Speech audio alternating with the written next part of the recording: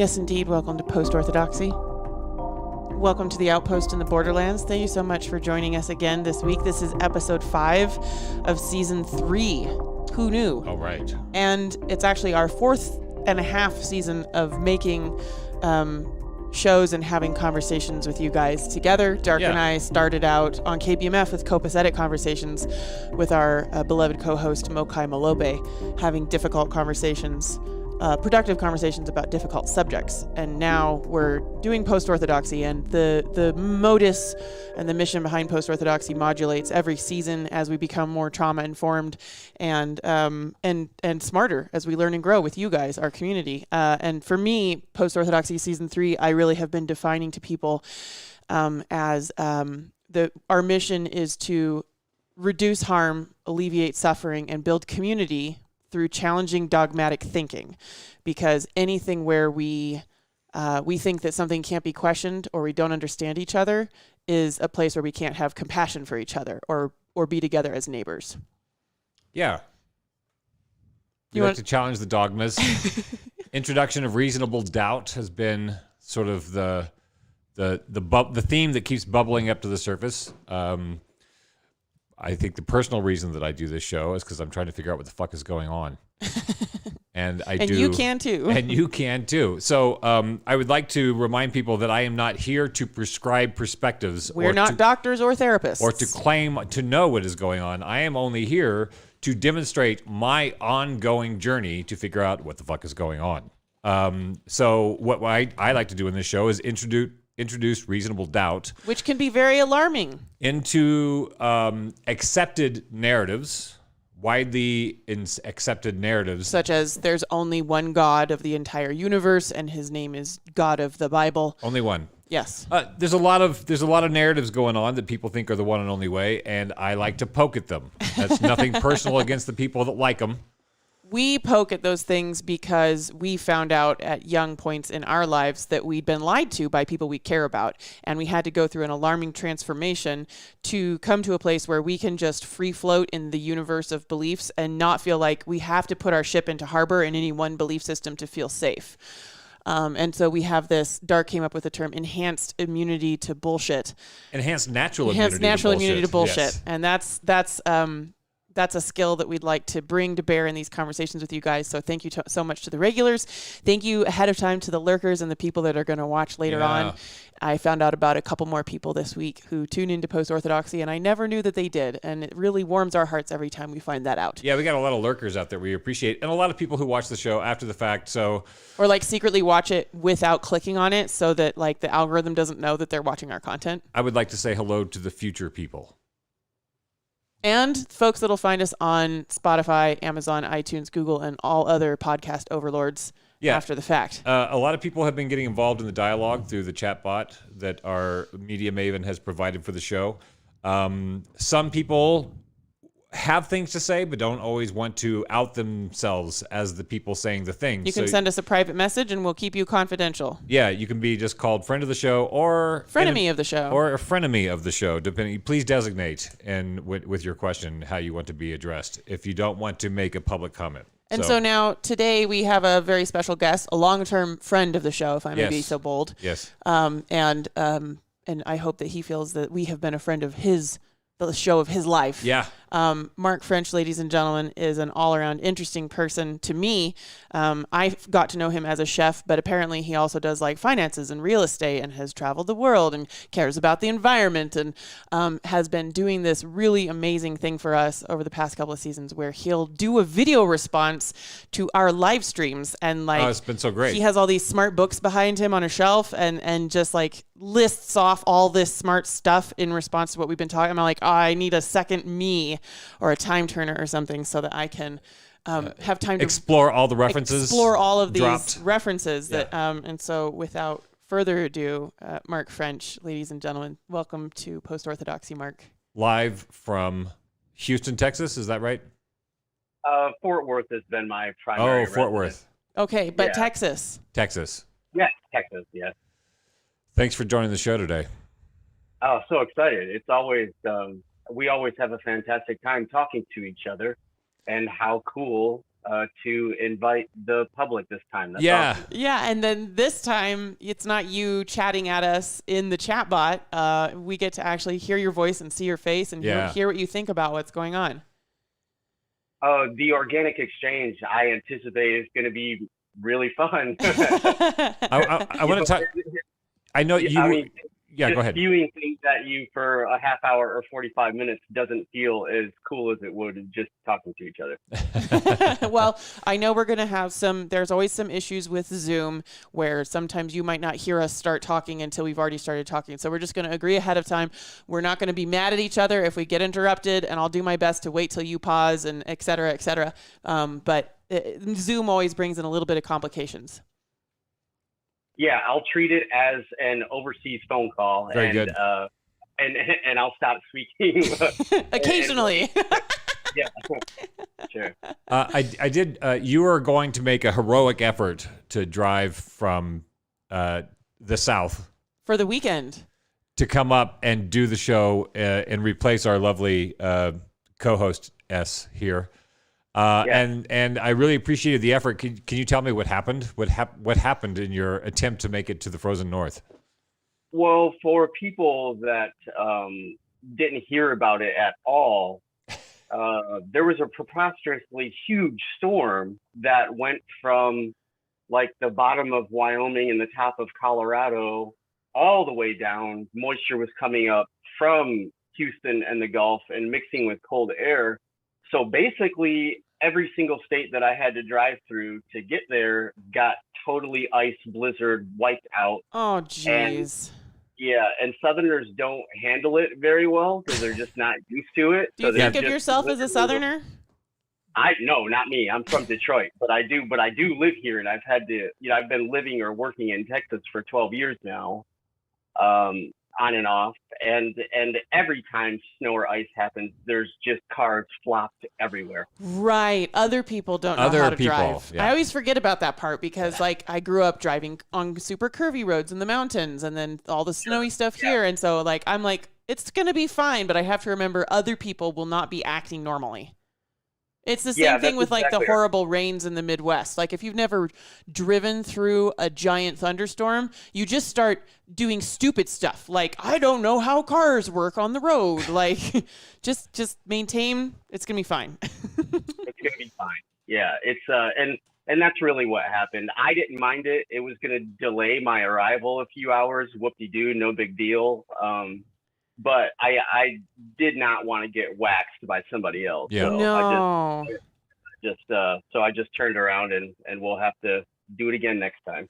When I lived in Los Angeles, I made the choice to never drive when it rains if it hasn't rained in a long time, which happens a lot in LA. Because of all the oil on the roads, it is like all the roads are covered with ice, and people in LA don't know how to drive on either one. So people just go flying off on ramps all the time at 80 miles an hour. So like when it rains in LA, I'm just like I'm gonna let the people scrub that off the oil with their blood and tears before I take the road again. Yeah, it's wild. So welcome to the show. Yeah, thank you for the invite, and it's so cool. Looking forward to whatever comes up. Well, we have so many things that we've been thinking about. Yeah. Yeah, sure. I've been thinking about, God, there's so many topics that I want to talk about. My project over the last week is I've been pinging people for resources about the Jewish Holocaust and the climate and events that led up to it. Just so that, because all I know is like the mainstream history book, what you see of Hitler on movies and things like that. And then some really horrible shit happened to the Jews. And I want to know, like, how did neighbors decide to do that to each other? Because I'm sort of afraid it's happening again, but I don't want to just be blurting that out and have people think I'm being insensitive or stupid. I blurted it out and people think I'm being insensitive and stupid. Yeah. Well, I mean, when... dead people always bum shit out, right? So when there's millions and millions of dead people, right. People get really, really bummed out really quickly. I was unable to answer anything that you were curious about because I'm completely ignorant to it in so much as I've really, just like you said, the books and in school when you're a kid that you absolutely have to go through. And then because of my career, I looked at the economic side of those situations that could cause so much strain in a country that they would begin looking for someone to scapegoat. So there's, Yes. So that's been the extent of my delving into it thus far. Yeah, it seems like they didn't find somebody to scapegoat. They were prescribed somebody to scapegoat, is what it feels like from my understanding of the story. It's very interesting, even just in like primordial scratchings over the last week. It seems as though Germany was in an economic shit show. Yeah, he can tell us about that. And it was bad. Yeah, and then the government, people in the government were like, look, guys, these are the folks that are causing the economic problems. And then Hitler came along, and he hated non-whites for a different reason, and he sort of jumped on that train and had everybody hating each other for his own like secret nefarious reasons. And that is what culminated in people. I had no idea that the citizens of Germany had democratically voted for Hitler to lead the country. I had no idea that they'd voted for Hitler to be president. They voted for fascism. Yeah, but they weren't. Yeah. They didn't think they were voting for fascism. They thought they were voting for a dynamic leader that was going to save them from an economic shitstorm.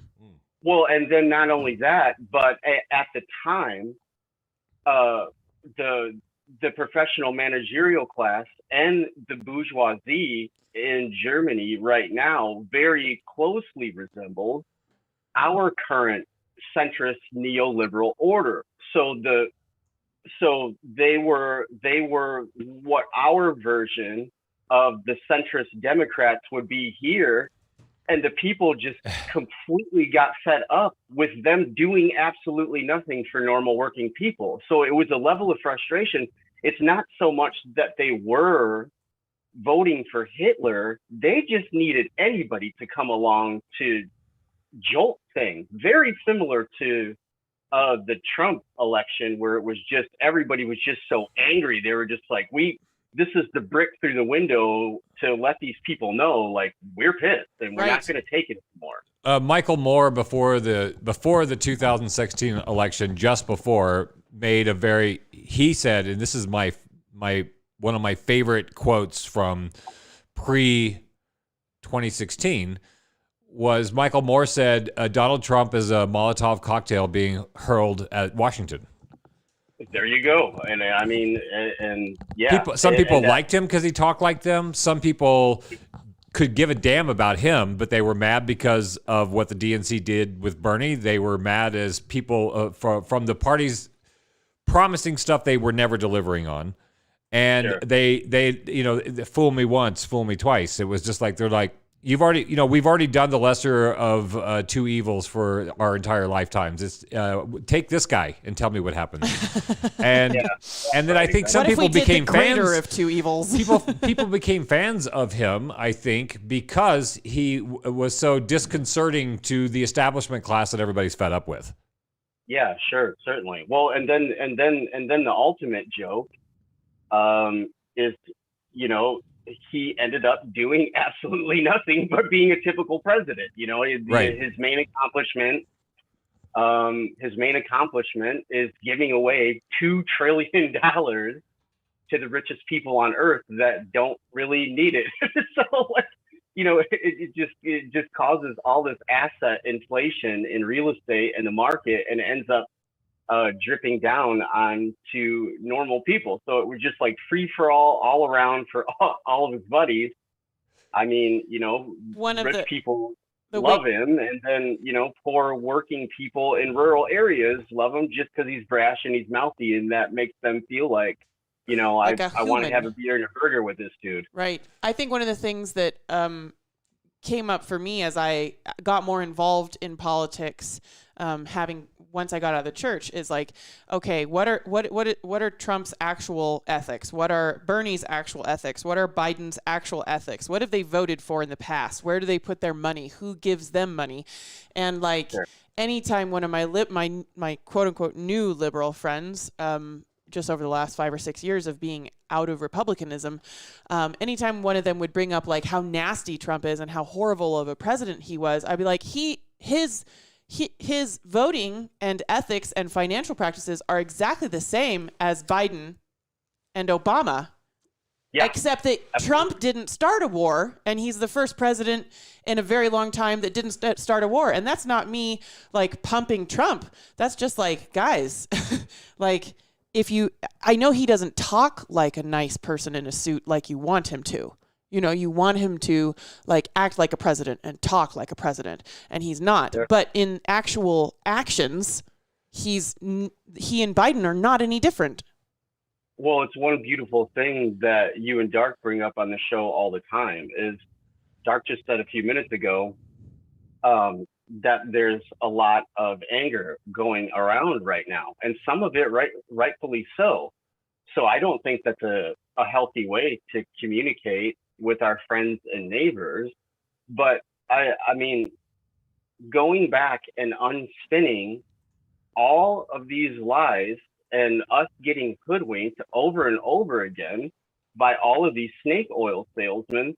At what point are you going to throw your hands up? I mean, everybody likes to go back of like, oh, boo-hoo, Trump is a meanie and we can't have it. Like, let's ban him from Twitter and that's going to solve everything. I mean, it's just so it's immature, right? So like, but people don't want to deal with the real fact that the last time we had a very bad recession to the tune where normal people took a 50% haircut on all of their 401ks and life savings and everything.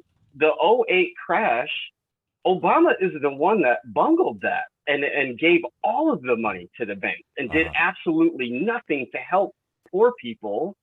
And that was absolutely disastrous.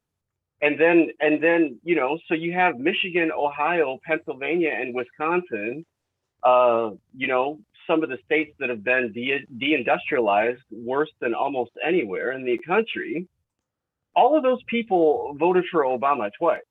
So now that they're pissed off, MSNBC just wants to call them racist all day long. And it's just preposterous. It's ridiculous. It's more. That'll make everything better. More blatant. Yeah.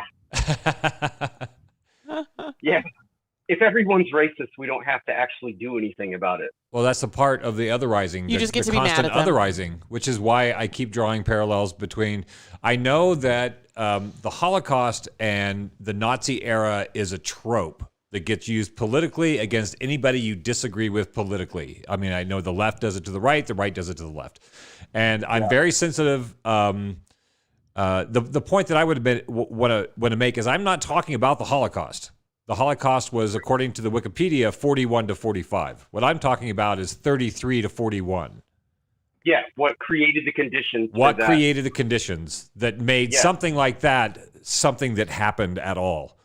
And can you maybe share with us a little bit about your understanding of the economic climate when Hitler was coming to power and leading up to 41?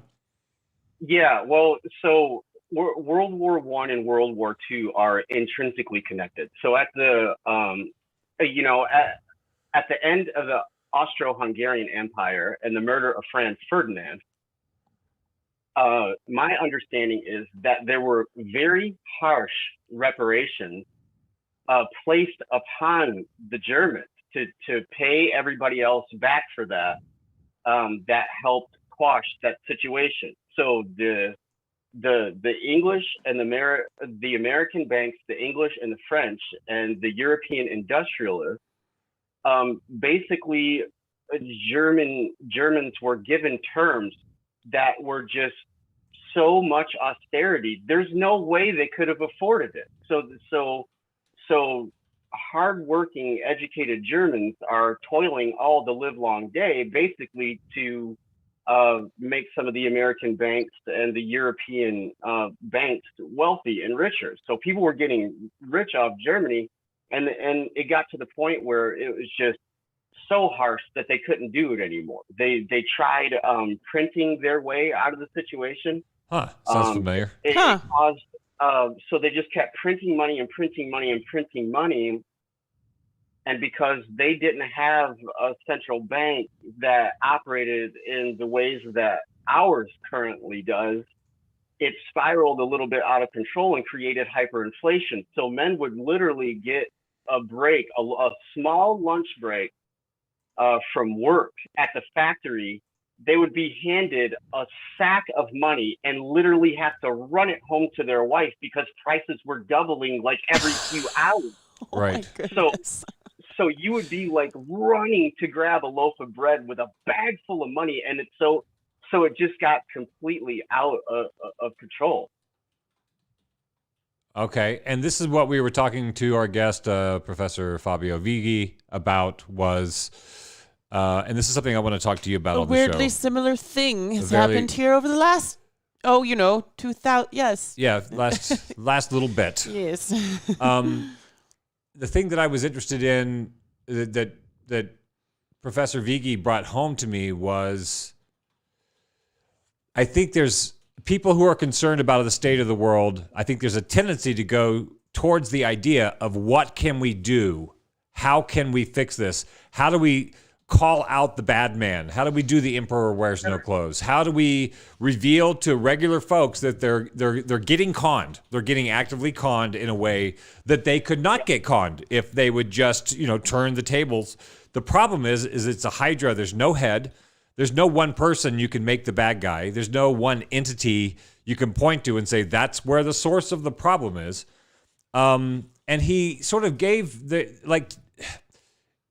instead of trying to fix it or wondering what's going to happen, it was more like it's going to collapse, which has been the sort of ghost in the back of my head. There's going to be a system collapse like everything natural. When things get untenable, the system will collapse on itself when it's no longer tenable. And I feel like that will be the end of whatever this economic fuckery is that's been going on for the last few hundred years, that it will just end of its own corruption. And how do we know what to look for in that? And I also, like, later as we progress in the show, I want to talk to you about maybe ideas for what we could be doing instead of just waiting for the end. What kind of prep could be done for humans? How do we feel good about ourselves on the planet and as citizens in the shadow of a declining empire? Sure, of course. Yeah, and that's been the most salient point of the show. It's been so heartening for me, personally and professionally, to hear conversations like this, because I don't have that feeling of being completely lost in the woods or out to sea. It's like, okay, there is hope. It's like all you beautiful people shine like little shimmering stars throughout the galaxy, and I can grab a telescope every once in a while and be like, hey, they're out there. Like this is but no, what you're saying is exactly right. When inequality gets this bad, the bad men, if you will, become blatantly obvious because there's so few of them. So there's right around 2,800 people right now that have a preposterous amount of money. And the thing in the United States specifically is we've created a culture and society that glorifies and worships money, not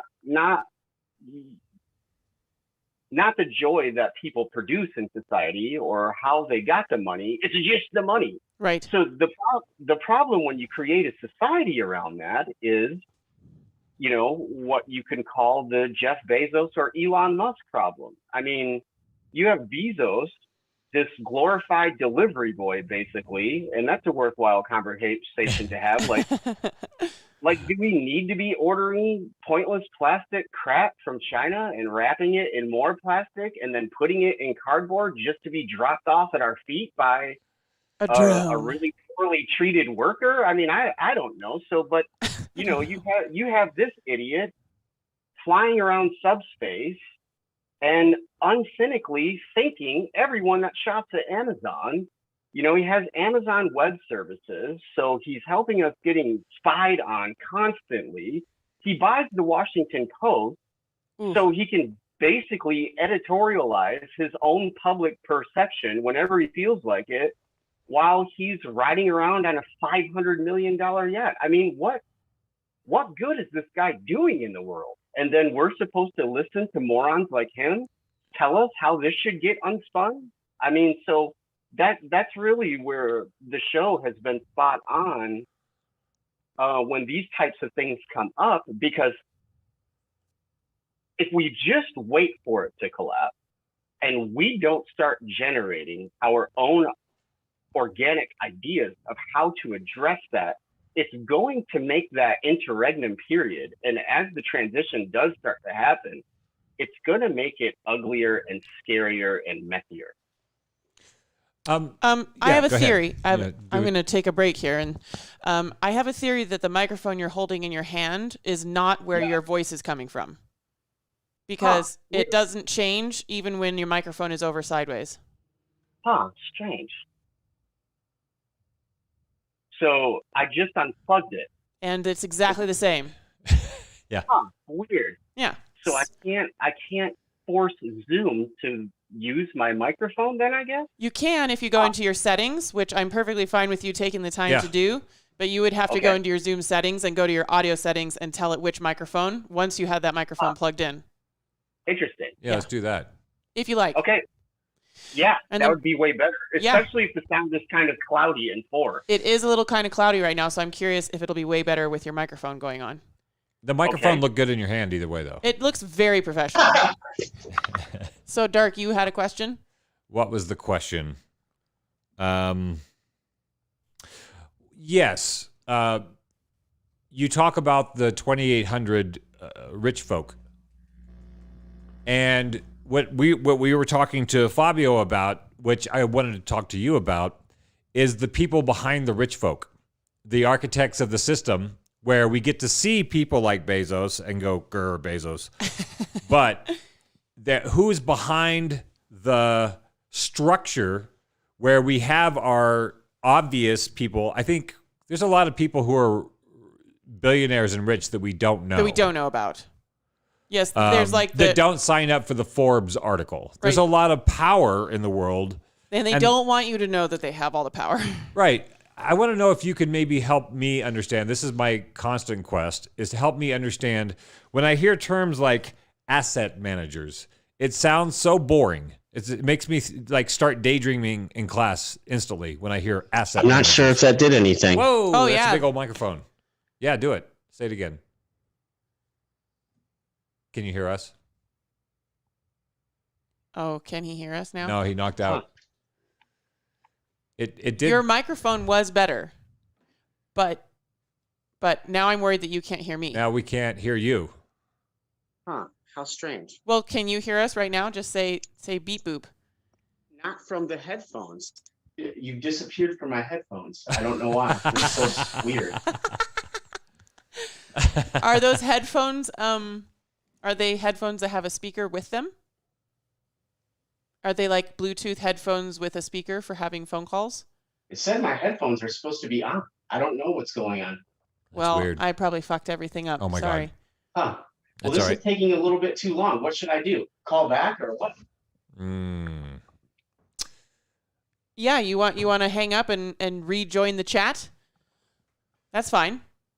I can let you back into the chat in a minute. Oh yeah, we'll just we'll continue on, and then you can just reboot and see what happens. You got time? I don't know if you can hear us. Mark, you're so beautiful. Yeah. Do we need to send him a text? Can you hear me now? Hello, I can't hear you anymore. Now, can you hear me? Weird. I'm going to kick you out, and then you come back in. Thanks for hanging with us, everybody. We'll be back in a minute. I mean, we're still going to be here, but remove. Right. Once removed, he will not be able to join the meeting. End meeting for all, and then I'm going to restart a meeting for us. Okay, that's good. Okay. You have things that you can say, dear, right? Yeah. So I want to thank everybody who joined the show today. I want to remind everybody that if you're watching on Facebook, you can also find us on YouTube and on Twitch, and also comment from those platforms as they go in this little handy thread. Also, wanted to let everybody know that if you didn't know we had a website, we have a website. I'm going to type it into this. Oh, yeah. And we have 9 beautiful humans sharing their finances with our work. And it's enabled us to buy a TV stand for our Zoom TV so we can see our guests better. And it's enabled us to have an audio engineer come in here and help me out with problems when I have problems, and it's enabled us to. We were going to go up and review. How do you call it? Report on. We were going to go up and report on the. Here he is. Let's see if this is better. Yeah. You back? Ba-ding. Mark French is connecting to audio and can't hear you yet. This might be great. Hang in there, guys. It's worth it. Hey. Can you hear us? Hey, I see all the check boxes saying he's connected. Oh, good. Oh, good. Great. Okay. Well, sorry about that, everybody. But thank you. Yeah, sorry. Yeah, we can just start. We'll just start from where we were. Yeah. So you were saying asset management is boring. When I hear about BlackRock and Vanguard, I hear the name a lot, and I hear it in connotation as the powers that are greater than governments.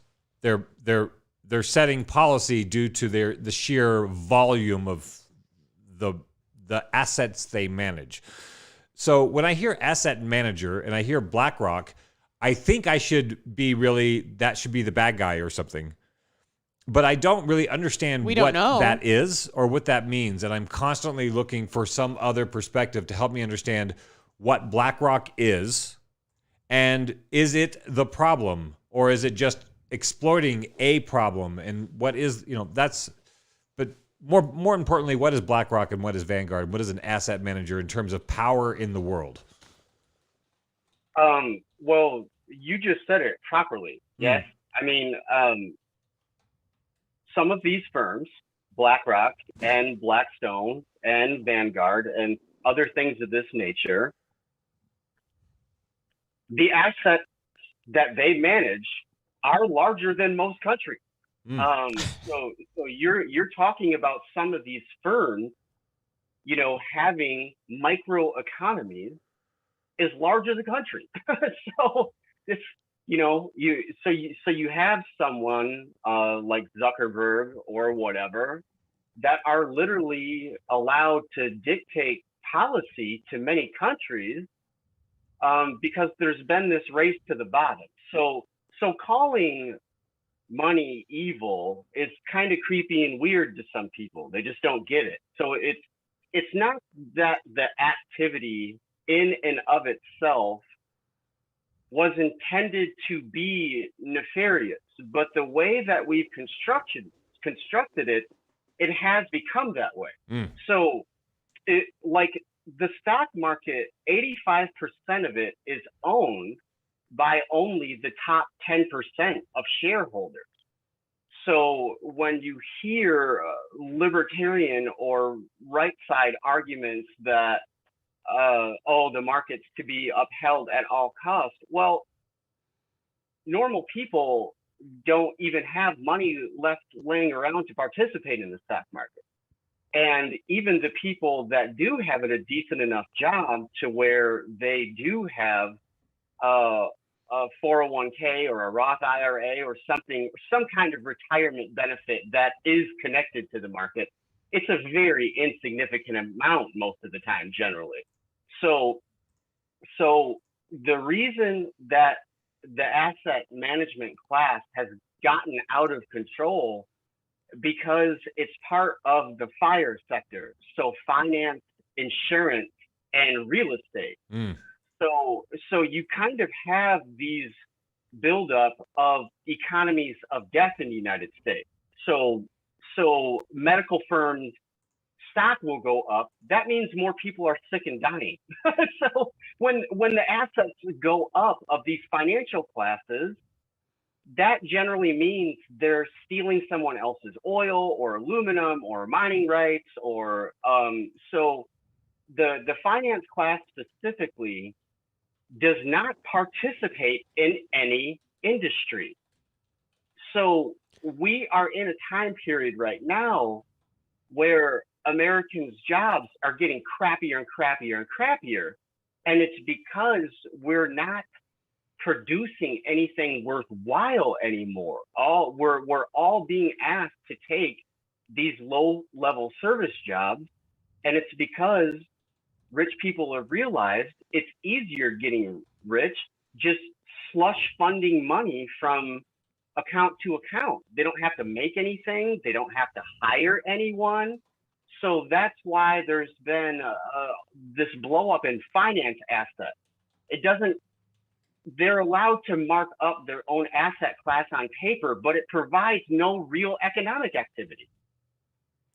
So how long can that perpetuate?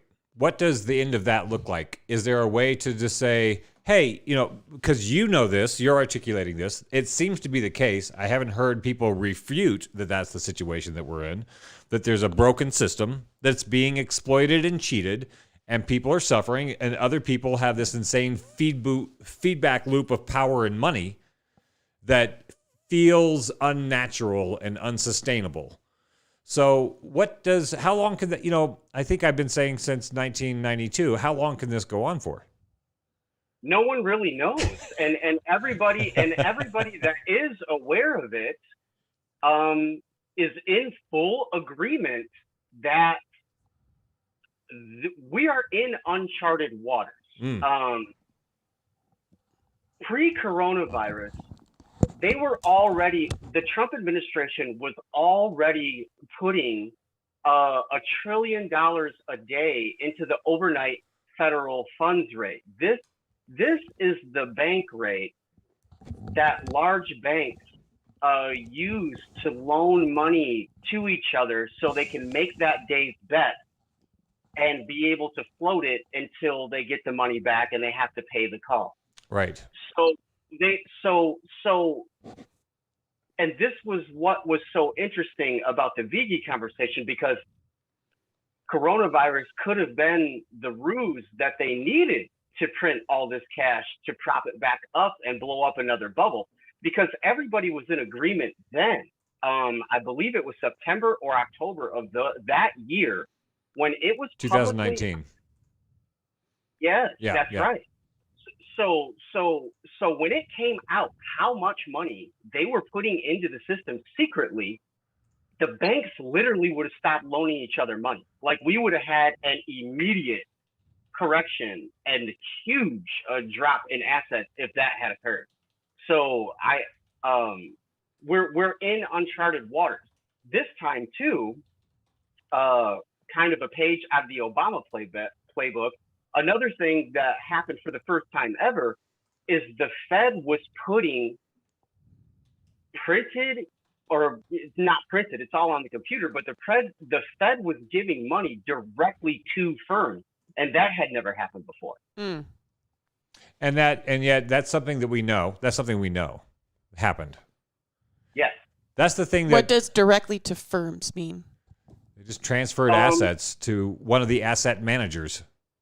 Yes, that's exactly right. What do those words mean? The asset managers are the kings. They're the gods. They're the government. The government is doing what the asset managers say we need to do to keep the world from falling apart. The world is being held hostage by the management of the assets by the asset managers. Is that right? Yes, yes, that is right. And here is a very practical example.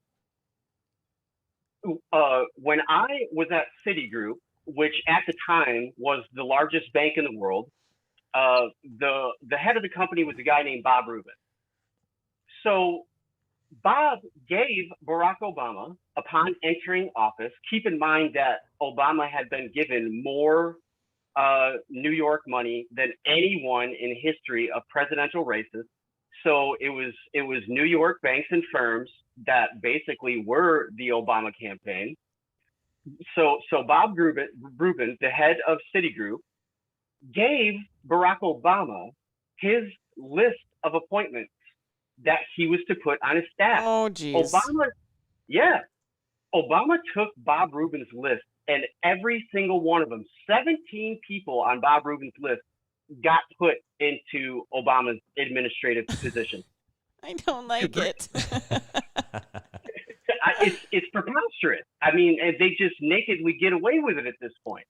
And then to bring it up to right now, you've mentioned BlackRock, but Blackstone handed Biden his list of appointments in almost and almost all of those people were put into the administration. So it is very, very clear who is creating these policies, why they're creating them, who they benefit, and around it goes. It's naked at this point. The emperor really has no clothes.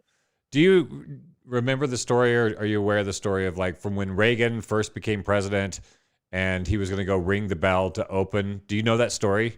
He was going to go ring the bell. No, I saw it with my own two eyes. Yeah, he was going to ring the bell to open the stock market, and he was all being presidential. And the head of the stock market basically poked him and was like, ring the bell. Like, who's in charge here, right? Oh. Like, I'm sorry, business doesn't start until you ring the bell. Yeah, stop saying things. You're president, but this is king. So, and it was that moment on TV where everybody was like, we've never seen presidents treated like that before. Yeah. And who was doing the treating? And now here we are. Oh, boy. Yeah. Yeah, certainly. Well, I mean, to take it back even further, at how long the bankers and monopolists have been in control, right before the New Deal, which created the post-World War II building boom and the prosperity that all Americans romanticize. We all have fond memories of the 50s and 60s, right? That's like the golden age. Well, some of us do, yes. Yeah, right. Certain classes, yeah. But Big Bill Haywood and the Wobblies were on strike in San Francisco. Roosevelt was on a battleship in the Bay of San Francisco being told to strike the strikers in San Francisco to put down a labor rebellion. We came that close from our military bombing our own citizens to put down a strike. Jeez. So that's really where it's at. People don't realize the United States has had the bloodiest labor wars and rebellions in modern history. I mean, there's literally talk about blood and sweat and tears just so we could get little 10-year-old kids out of sweatshops and not have to work 12-hour days, 6 days a week. I mean, this was fought and died over. Yeah. So the fact that we're just letting them unspin everything that we fought for damn near 70 years, it's crazy to me. I can't believe people aren't pissed off in the street right now. It's unbelievable to me. It feels a little weird to me. We live in Butte, which is called the Gibraltar of labor. It has a huge labor history. Frank Little is a labor legend. And, you know, I know people in labor and people who are politically affiliated in town will go to his grave on the day he was murdered or his birthday, and they have all this ritual and this religion around remembering Frank Little while doing absolutely nothing to honor the work that he did in the modern day. It's this weird fetishization. That's a very absolutist claim. Well, it feels to me like a fetishization of labor heroes, the way that religions canonize things and make them bigger than they were. I'm not saying that he wasn't that big. I'm saying they're doing very little to honor the work that the person was doing. Well, let me try and put it another way that will maybe be not so defensive making. It seems as though many of our friends in unions who do specifically ritualize and honor Frank Little perhaps have the perspective that we don't still need to be getting dragged through the streets behind police horses. And so they're not doing the level of work that would cause them to be ostracized and beaten and shamed and defamed and killed, because they think that has already been achieved by their heroes, such as Frank Little. And I think that's maybe that's more of a benign way of looking at the perspective of our friends in these groups, where we're like, we feel like there's still shit that needs to be done, and that if you're not getting kicked off the school bus or out of the lunch counter or out of your job, you're probably not actually making a difference. But there are people, it seems like, who feel as though the Frank Littles and the Rosa Parks saved us, already happened, and we're in a better place now.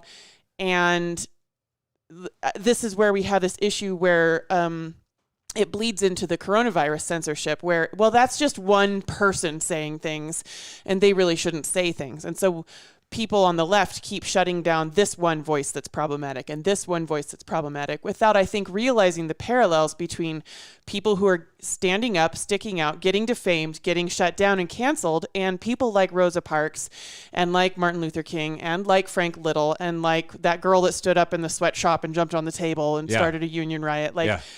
Like Norma Ray. We still have battles to fight, and fighting the battle means that people are going to get brainwashed to dislike you. And so if no one dislikes you, you're probably not actually fighting the oligarchs.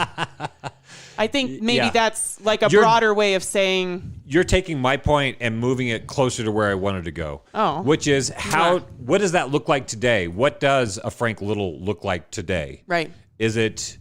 What does that look like? And how do we, like, I found this great I would love to show that video maybe sometime in the show, because I think there's something really interesting. And it's a high school kid who is it in your notes? It's in the Twitter feed somewhere. Okay, it's down there. But it's a high school kid who they were staging a walkout because of the mask mandate somewhere in Washington, I think. And so it's just this high school kid saying, all right, we're done. We're over it. We're the seniors. You're the sophomores, the juniors. We're going to help you out if you get in trouble, but this is what we're going to do. And we're going to be respectful of the teachers because they didn't make the rules, but this is it.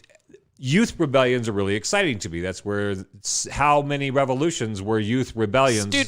Student rebellions. And that's what I'm looking forward to. I really don't feel like it's going to be it's definitely not the boomers that are going to be going out in the streets or taking the actions that in a meaningful way, because I think, again, they've romanticized what it is to rebel. And I think there's a new rebellion that has to happen, and part of it is about people being able to understand what you were just saying a moment ago, which is, what is the problem? Can we find it? Can we isolate it? Are there names involved? And if there's not names involved, are there institutions involved? To become aware of the problem. Most people don't know how to rebel because they don't even understand what needs to be rebelled against. All right. What needs to be rebelled against? What meaningful actions can, and I'm just shooting the shit here. What meaningful actions can be taken? Oh yeah, just look. I fixed things with my audio engineer yesterday, and now it's not working. So you guys just keep talking, and I'm going to keep trying to troubleshoot. Yeah, it was just anyway. I'm inspired by this kid. If somebody hears this video playing, tell me, because I can't hear it play. Right. It might be showing up on Facebook or whatever. So while she's working on that, I'm interested in finding guests such as yourself that can help me. Got it. Oh, she got it? Found a button. Good. There was one more button I had to push. Yeah, play this kid. Let's look at this. This is very inspiring. These are the people I want to be talking to. Hey. Everybody shut up. Pay attention. This is not an excuse for any of you freshmen and sophomores to disrespect your teachers. If I hear of anybody disrespecting teachers or staff tomorrow, that makes us look bad. We want this to be a peaceful, respectful movement. We are just trying to gain back our rights as citizens. We do not care about the teachers. In the end, are just doing their jobs. It doesn't come from them. It comes from the state. Now, what we're hoping is that they kick us out. This sounds bad, but we're hoping that they kick us out because they have to report that attendance to the state. And if the state sees a day where 100 or I don't even know how many kids are here are absent, they're going to start asking questions. Our hope is we can get this statewide. Now, I might get in trouble for this, but the plan still stands for Wednesday. For tomorrow, I mean. Everybody is going to meet at the back row of the senior parking lot, and we're all walking into the school with no mask on. You can get me in trouble. They can suspend me. I don't care. We're done with this. And obviously, all of you are, too. Shut up. Shut up. Some guy yelling in the back. Obviously, all you are done with the mask, too. Now, again, we're doing this peacefully and respectfully. If a staff member asks you to put a mask on, you say no, thank you, and keep walking. And if they kick you out, then go home. And if people need rides home, then some of the seniors, I'm sure we can start giving people rides home. Yeah. So before you respond, I do want to say this is not about being pro or anti-mask for me. This is about kids who have decided to take on powers when they feel like powers have gone too far. We can debate the science of the mask and not the mask, but that's not the issue for me. And I kind of like when he's saying, don't get mad at the teachers, it's the state. I look at this is a baby rebellion for what we're talking about, because it's not the state. It's the system that has co-opted the state. It's not the bureaucrats and the people at the health department that are trying to kill you or save you or whatever the story is. It's not your pharmacist. Those people are that's just their job. Yeah. And their middle management, it's like what they call the banality of evil. People who just go along with things because that's the way it goes. Like, how do, adults, do we just wait for the kids to work their way up from high school teachers to Blackstone and BlackRock? Or is there already something happening right now? I'm just fishing around. I'm just looking for perspectives on what kind of meaningful perspectives can we have about one of the most fucked up moments in history that I know of? How do we find meaning in this moment so that we're not just arrested in awe of the fuckery? Any ideas? Yeah, no pressure. You just said it. You just said it the right way, though. So just like that young man, big adjustments are not made without having the police and the bourgeoisie on your side. Mm. So when it comes to our friends and neighbors, it's about winning the hearts and minds of the police, the nurses, the teachers, everybody that would be considered essential at running a municipality. Because you're absolutely right. If we do try and do this, you already saw what happened at Standing Rock. You're going to get pepper sprayed. You're going to get drones. You're going to get sprayed with ice water. You're going to get attacked by dogs, and they're going to crack your head open. So American counter-cyclical spending, whenever there has been a big recession, American spending has always gone into hard power. So whenever the economy is really, really unhealthy, we invest tons and tons of money into cops. So if you get grumpy about it and start whining, you're going to get your head split and locked up. And vilification is a very serious tool used in this country. It's not any different than the McCarthy Red Scare, where literally junior high teachers were getting dragged out of their classrooms just for having a different viewpoint on some things. So we are at a time where we cannot be childish and naive. We have to understand that it is okay to tell each other the truth and have different viewpoints. And that doesn't mean we have to yell and scream and cry and throw a tantrum on the floor like little kids. We have to be able to discuss some of these bigger things and decide where we're going with this. Because you are also right that it's not going to come from the boomers. You're talking about a class of people that own everything. So they got to go to Ivy League universities in Berkeley and some of the greatest universities in the world for $2,000 a year. Now it's turned into an asset class. So our kids are leaving school with $300,000 in debt. And we're not giving them good enough jobs to ever pay it back when they finish school. So it's so it's just about discussing in a mature and calm and meaningful way when we are going to write these assets down, because normal people need debt relief and they need the most critical things to get ahead. They need education costs to be free or go way down. Americans spend so much money servicing debt.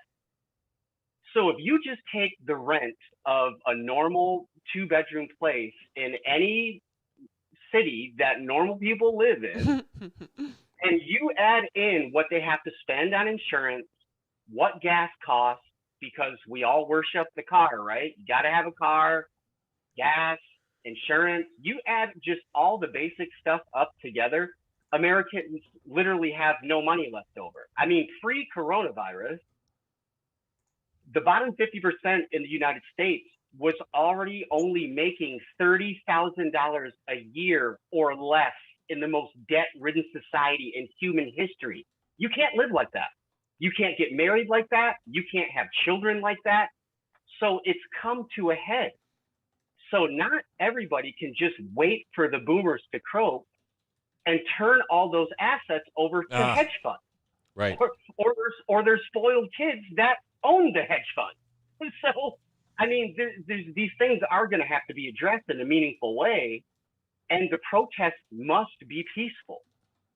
It's a huge tactic for FBI and CIA to go into any kind of protest and kick up a row somehow, smash a window, do whatever, so then the police can use corporal force and start beating people up and arresting them. That's why I think the protest is it's a relic of history. It's not effective anymore. It feels like masturbating to the idea of what you're doing. Are you plagiarizing my idea from the bar last night? I think we should get into that idea, because that feels like what do they call that? Controlled opposition. It is a prescribed response that lets off steam, but nothing changes. And we're starting to learn that that's the way the stuff works down. You either get your head cracked, or it just blew off steam so that no real change was ever enacted, because people's anger was expressed for a moment in a safe way. So they didn't actually harden into real action against what they find is the problem. Like they said after the 1%, the 99% rallies, they were like, you've made your point. That's what the news was saying. Like, you've made your point. You can go home. Like, you've made your point. That's what they're saying to the truckers in the freedom rallies all over the planet right now. Okay, you made your point. Is they're like, well, we've heard you. Can you just open the highways again? They're like, no, you haven't heard us until there's change. You have not heard what we are here to say until there is change.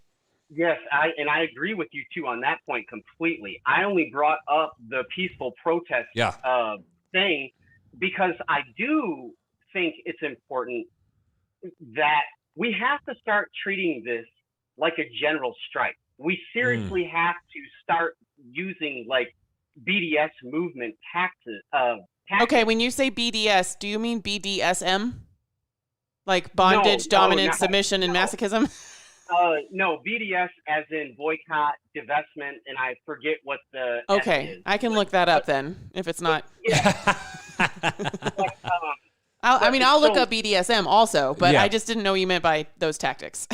No, I generally meant like we have to hit them where it hurts, and that's their money. I mean, general strikes and people with exorbitant debt, I wouldn't pay my debt. I would have mass movements where everyone just stops paying their debt. Yeah, like the rent strikes a couple years ago. Well, you said that necessitates us talking to each other and articulating the problem. I don't see this problem being articulated. I see it because it's in my feed. It's in my bubble. It's in my algorithm. I look for this kind of information. A lot of people don't know that this is information even to be looked for. Sure. So to have a way to bring the narrative forward that, okay, there is...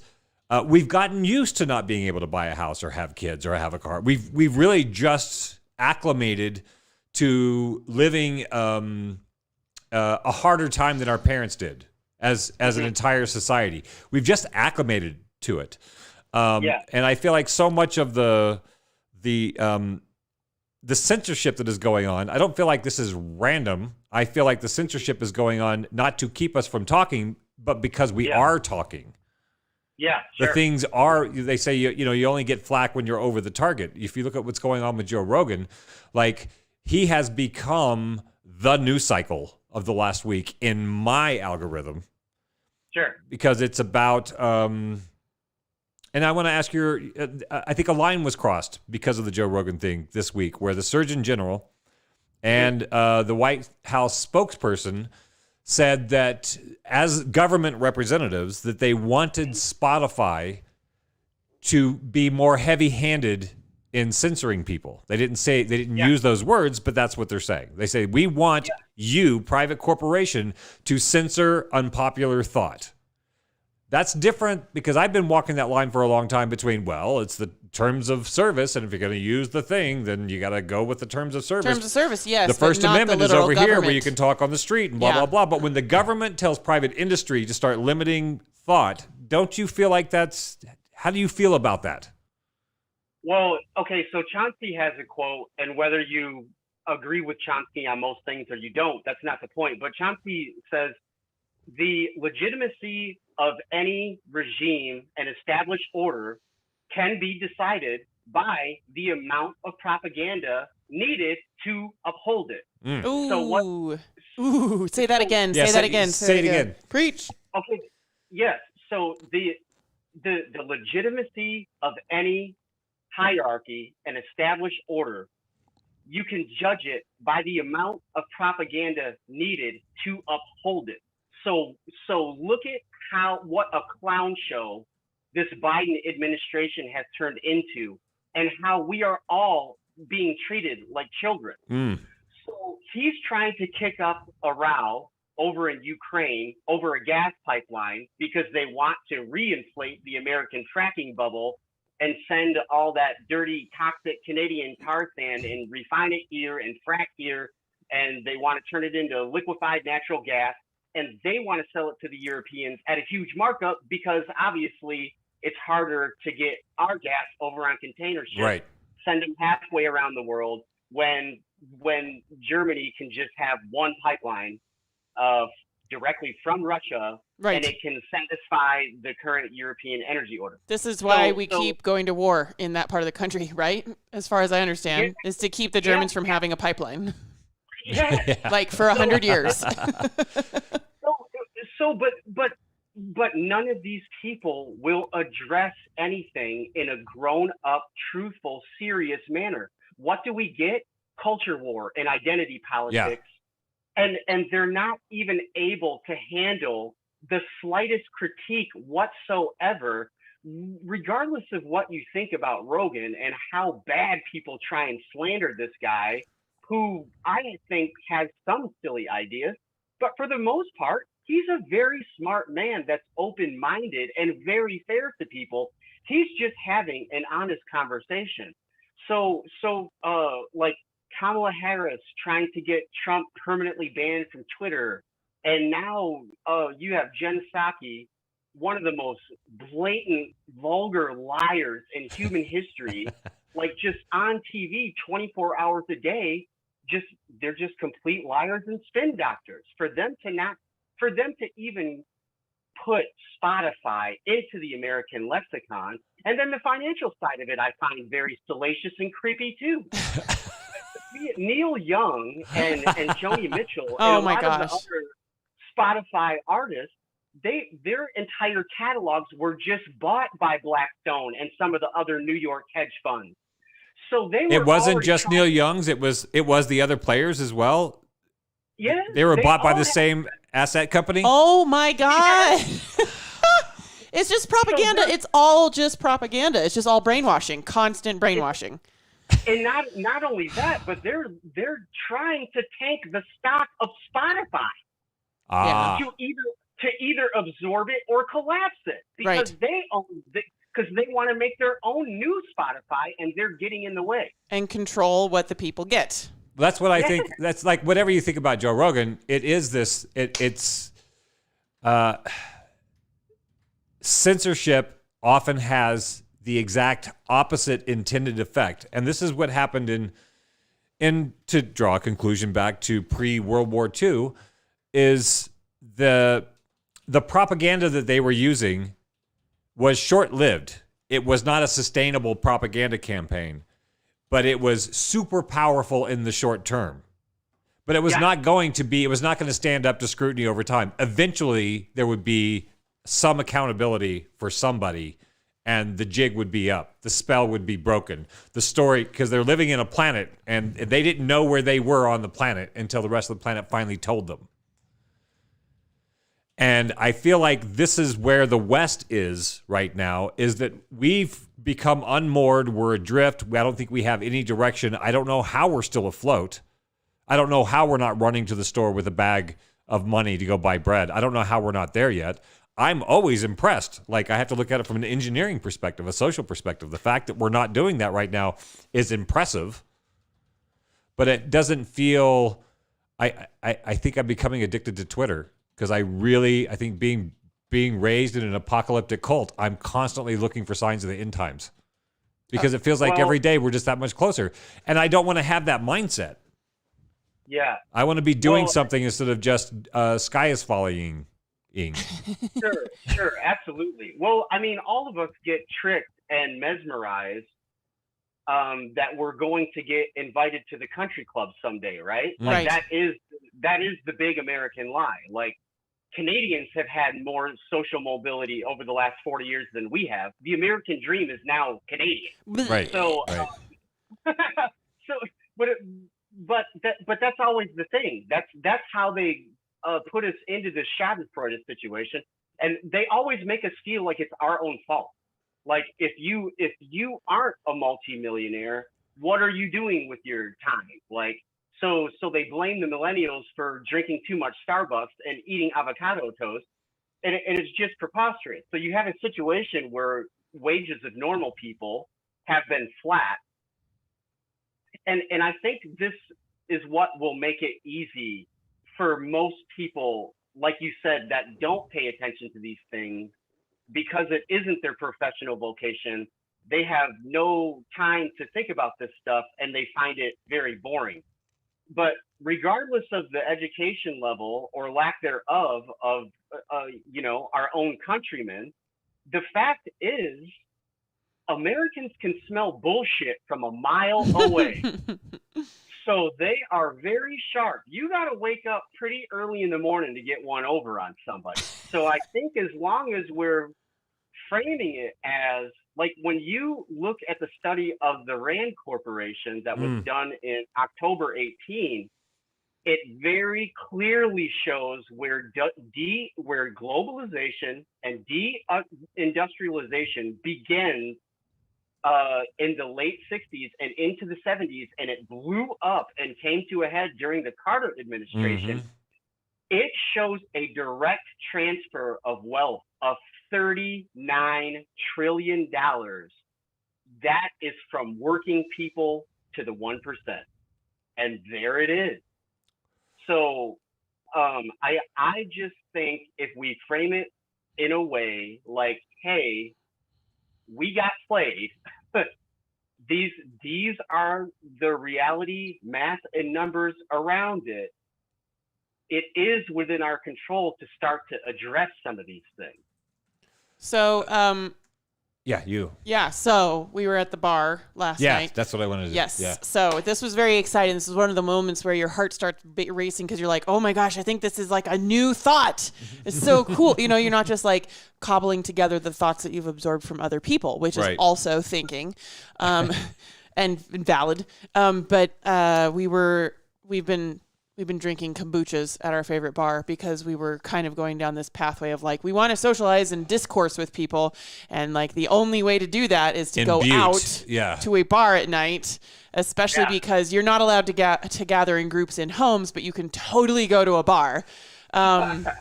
So over the last couple of years, we've taken to going out more often, and financially and health-wise, it was just needed a break. So we've been drinking, we've been going out and having kombuchas and CBD seltzers and things like that. And we were sitting at the bar, and Dark's like shaking his fist at the sky and talking about how Fabio said that the bad guys are this many-headed hydra. We have a decentralized bad guy. And he's like, how are we going to come together? And it was these words that like ticked my brain, like, how are we going to come together to fight a decentralized bad guy? And I was like, well, you don't. Maybe you don't.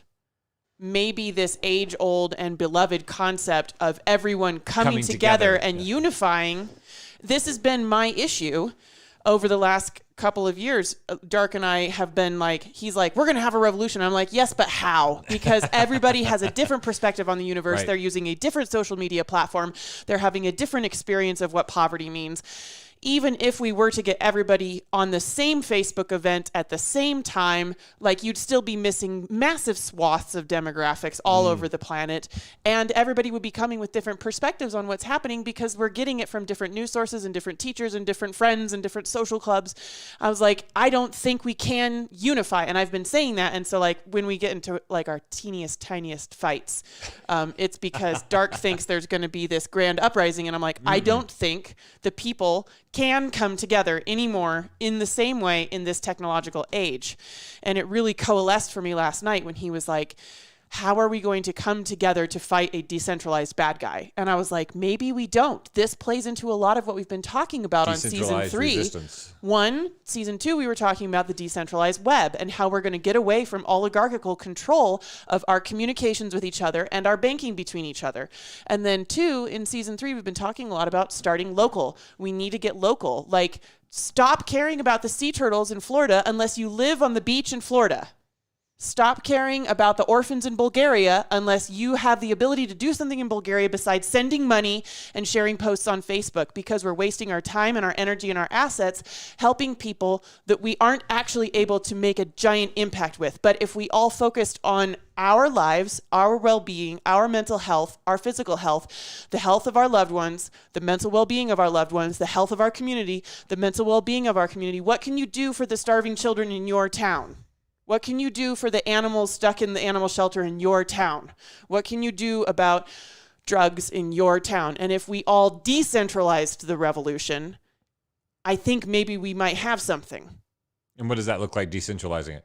Getting local. Like the inverse, the positive version of that word is localized. Rather than me being connected to the internet through oligarchical and centralized platforms that control my access and control my experience, I'm beginning to find ways to connect to the internet where I'm controlling the platform and I'm controlling my experience of the platform and my presentation on the platform through new platforms beyond things like Facebook. And I think that's in the real world too, perhaps workshopping it. Deb was like, if we don't take to the streets, which is a double-edged sword, what then can we do? Right. And maybe... That's the question. Yeah. Like, we all grew up, for a little while at least, without the internet and cell phones. Yeah. Even me, you know? And like, I didn't have a smartphone until I was 22. I didn't have access to, like, real Googling until I was in my late teens, which meant I spent my formative years in a world where the way that you connected and centralized was in person.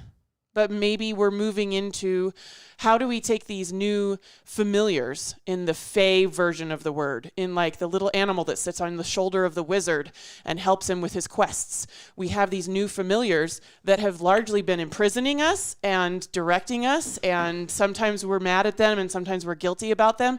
But if I think of my phone as my familiar, how does it then become an empowering tool for me to decentralize the revolution rather than something that I feel like is just holding sway over me because I'm still sort of getting used to it on a primal level, culturally? Yes, I would like to add, since you addressed me early about my ideas of getting everybody together, I think for myself, I've been trying to get away from the idea of getting people together and actually understanding the impact of shit, I forgot where I was going. Oh. Wait. God damn it. Sorry. I'll get back to it. What did you think of my rant? Yes. Like, I like the idea of reinventing the way that we're using our tech, because this idea of the Web 3, the idea of getting back to before net neutrality, when it was still the Wild West and you didn't have paid ads showing up at the top of your Google list before you got to any, before all that stuff. Before algorithmic getting back to that sort of more democratic thing instead of monetizing or commercializing an information tool. It should be, what do you call that? Public domain. What do you call that? Creative Commons? No, it's what we used to have. Public utility. Public utility. It should like in the modern world, it's a utility, and we just need to define it as such and decommercialize it somehow. What do you think about that idea, Mark French? Well, we absolutely have to, because that's how we're going to talk to each other. It's how we talk to each other. It is the public square. You have the White House calling for an end to free speech. I don't remember voting for that. No. I don't remember Biden running on we don't need the First Amendment anymore. So just make Joe Rogan disappear. Let Julian Assange stay in prison and rot and die for not even doing anything wrong. I mean, so it is censorship of the public square, right? With everyone supposedly holding the First Amendment so dear. And so to Ainsley's point about hyper-localization, I think that's so very important, because those are the little things that are actually seen and felt in your community. They can see a beautiful park getting cleaned up or put back together again. They can see a better school getting renovated so it has safe water and it's prettier inside for the kids. I mean, whatever the it is, you know, the old church down the street that's been abandoned getting turned into a roller rink. Yeah, for community center. Yeah. I mean, so those are the things that, you know, are tangible to people, and it just makes them go, wow, we can come together and get something done. But the attack on free speech is just, it's gotten completely out of control. And then not only that, but the constant spying. I say words all the time, and then I'm just talking to another human being. I'm not even on my phone. And then I get an ad for it, like the next time I use my phone. Like, that's extremely creepy. So, like, and yet it's being normalized now. It's actually less and less creepy, weirdly. But it's disgusting. We just laugh about it. We just laugh. Yeah. So I mean, so when it comes to that, aside from just the constant lying and propaganda and censorship, the idea that they should be allowed what we are openly able to discuss, that's just preposterous. And then secondly, we are creating all of their money. They're getting paid from us. They're not paying us for all this algorithmic information that they're turning over to the NSA and CIA and the tech firms. Like, they're using this to keep selling us cheap Chinese crap and food 24 hours a day. And no, I don't get a check in the mail from Google or Facebook or anybody. So I mean, you know, so it should be a lot easier to not provide them that information, or we absolutely need to start demanding our dividend check like the Alaskans get for the oil drilled up there. I want my check from Facebook and Google and everybody else spying on me so they can sell me my next Tesla or whatever. Yeah, that's why I think it should be public domain, public utility, with some kind of, oh God, nonprofit board. Oh my God, it's a nightmare already. Its original intent was to be a wide open free space. All the information should be the commons. It was the commons for the world, and it was for a little bit. And not only that, it was invented by our military. We paid for it already. Yeah. It's the same thing with all the profits to get privatized. I want to go back to what Ainsley was saying, the thing about the because I think it needs more on the end of the decentralized revolution. The idea of, I think humans have to get physically together again, as well as using the phone as their familiar instead of, you know, their like slot machine that they're just getting endorphins out of. I think individual groups coming together will spawn new ideas instead of this sort of like memified version of my friends groups who only know how to think in terms of these binary memes now.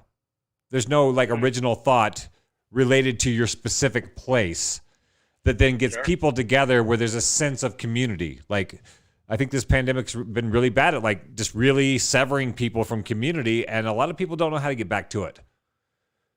Well, and that gets into your work and your points on Vervaeke, right? Like, I do think it is very important to physically get together from time to time, and break bread with each other, because it is the human connection. It is emotion. It is being moved spiritually. These things aren't robotic, right? Yeah, that's right. That's what separates us from robots. I feel like that's the downfall of this technocratic idea, is that there's, without the heart, it I don't know how far they can go with it. Sorry to cut you off. No, that's exactly right. And it's important that we actually share moments physically together, because that is what builds the sinew necessary to continue the fight and conversations and going forward. There has to be some level of passion and commitment there at its core, or it's going to be, like you said, everything's just going to continue to fizzle out. So, friend of the show and guest from last week, Evno Oni, has shared a meme set with us, taken from Twitter user Sigrid Ellis. Okay. So if you guys want, like, my breakdown of social media these days is like Facebook is just a regurgitation machine. Very few people are creating original content on Facebook. A lot of people have a blog and they share that post on Facebook, or they find a Twitter post and they share that post on Facebook, or they find a YouTube video and they share that on Facebook. Right. But you can find other platforms where people are creating content and originating ideas and originating conversations. So Sigrid Ellis, Twitter user, posted, I heard a thing on a podcast this weekend. This has a lot to do with what we're talking about right now, about decentralized revolution and what are some solutions. I heard a thing on a podcast this weekend how Americans are really good at acute compassion, but pretty bad at chronic empathy. We, without question, haul strangers out of a raging flood, give blood, give food, give shelter, but we're lousy at legislating safe, sustainable communities. We're lousy at elder care.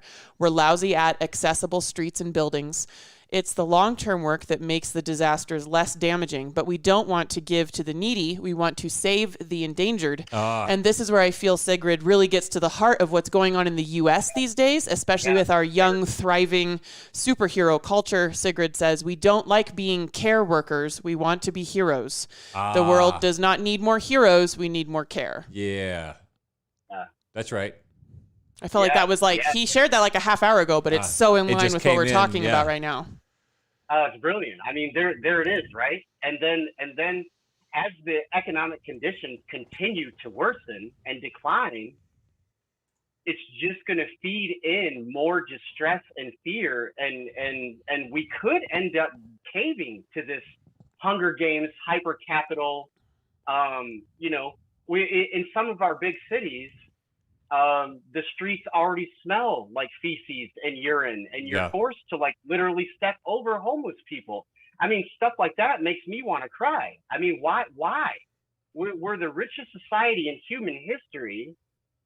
So there is a disconnect of the heart, and it is uniquely American. I mean, this heroism thing. I'm addicted to superhero movies. I get it. When the Kyle Rittenhouse thing was going down last year, I completely understood why that kid took a gun and took to the streets, because I grew up with those kids. I was one of those kids. I had a pocket knife on my belt so that if at any given minute I could protect my siblings from a bad guy. Yeah. Like, I get it. Yeah, a lot of people see a kid with a gun and they think he must be a psychopath.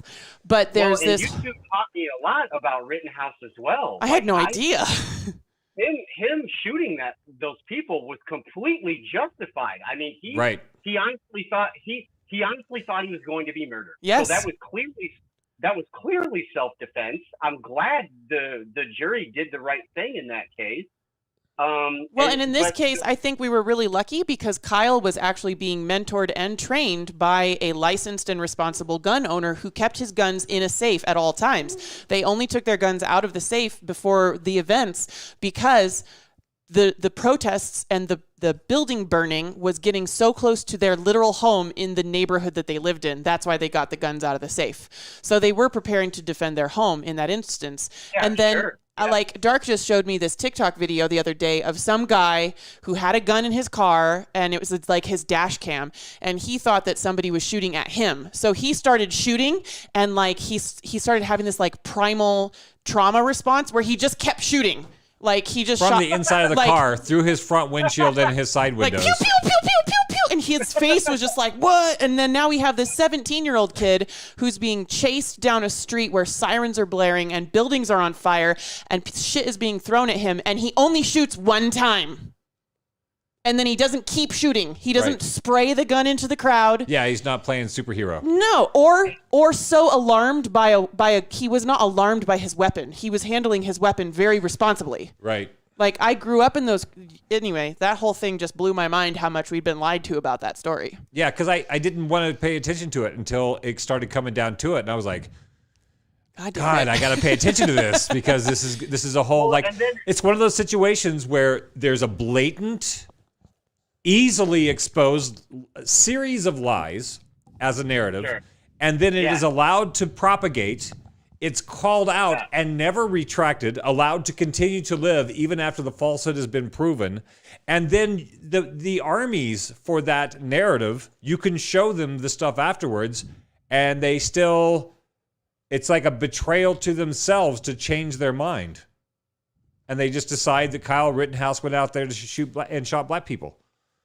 Yeah, well, I know it's crazy, and then the other thing about it is like, if it was 6 or 9 months later or whenever the kid's birthday is, I have no idea, and he was 18. Oh God! Totally okay. 6 months later for him to go over to Afghanistan and start blowing people's brains out, and no one would say anything about it. So. Yep.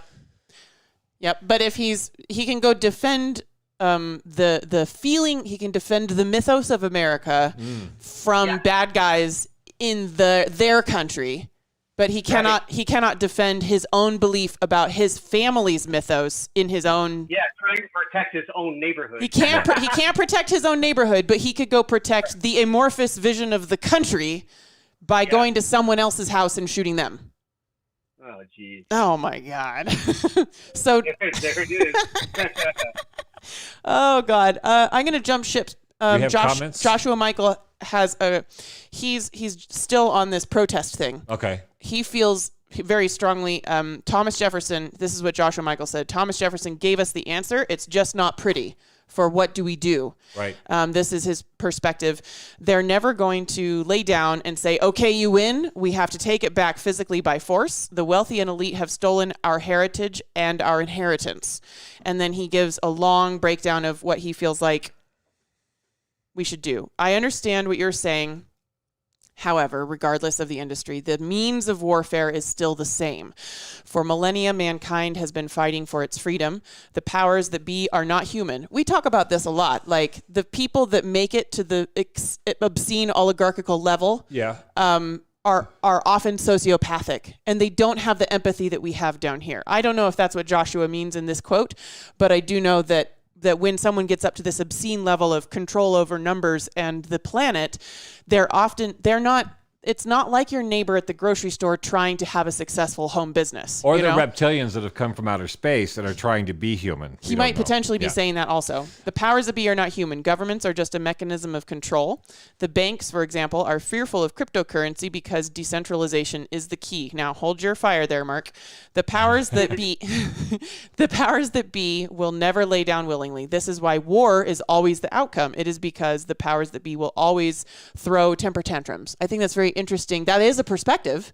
And my response to him in the chat comments was like, is it possible that a solution handed down pre-industrial revolution, that we need to take our literal guns to our literal streets and storm our literal capital, that a solution handed down pre-industrial revolution and pre-techno-informational revolution is not going to slay the dragons of today. This is part of what we were talking about at the bar, like that we're using weapons that slayed the dragon 6 chapters ago, but it might not slay this new dragon. We might need to upgrade. And to Joshua's point specifically, and I completely 100% agree with his sentiment, but also, during the Thomas Paine and Jeffersonian days, we didn't have the largest military in the world, right? And we weren't constantly spied on. So the reason that to overthrow the tyrant, if you will, there is not enough guns in the United States to stop the hell that would be wrought upon us by literal tanks and Apache helicopters. Our police departments have tanks, and we think that us having assault rifles is going to make a difference. Well, I think go ahead. It's not going to happen. I mean, it's just we will get murdered at a massive level if we were to take that approach. I think there's a way to blend your perspective, and Joshua's perspective together. I think, and it's where I lost my thought a minute ago. Go. In response to your decentralized revolution idea. So it's an idea I got from Chris Hedges, which is the idea of the parallel institution. So rather than protesting the other institution, you say you are now irrelevant because you have failed. And we are now doing this over here. This is what Joe Rogan is to CNN. You fight the dragon by ignoring it, and then they get mad. Yeah, you just ignore them and say, you know what? I'm just going to have some conversations with my friends and smoke pot. And then suddenly you are more popular than all the news channels. That's a parallel institution that grew out of necessity. And so I think rather than shaking the fist at the all-powerful government, we have to look at them for the corrupted, diseased, failed systems that they are, and stop fighting them and say, we have new ideas, new technology, we can do some new shit. You guys just continue with your bullshit in Washington. We're going to make you irrelevant and do something else. Now, Joshua brings up, he says, I think Mark doesn't understand that police and military will side with us, I believe, which I thought was interesting. Mark brought that up very early on. I mean, that's why I said we have to convince them to be on our side. Yeah. If they look at us, if we can get them to see us as countrymen and on their side, because they are our brothers and sisters, and they're supposed to live within our communities.